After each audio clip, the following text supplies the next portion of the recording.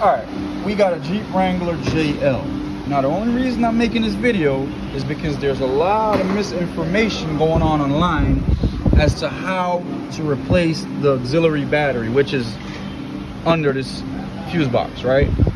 Now I see a lot of guys on YouTube spreading the wrong information, telling people they gotta take this battery out, they gotta take the whole fuse box out, they gotta take some little cap down there out. Sure, you can do it that way if you want to sit on it for an hour.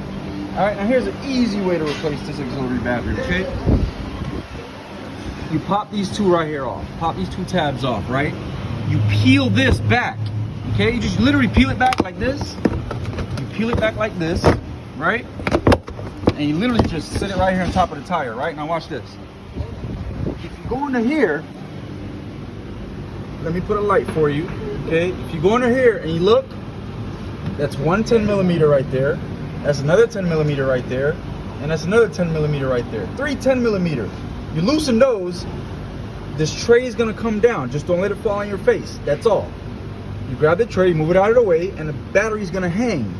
You pull the battery out, you tilt it a little bit that way, and you loosen the 2 10 millimeter bolts holding the terminals to the battery. Boom.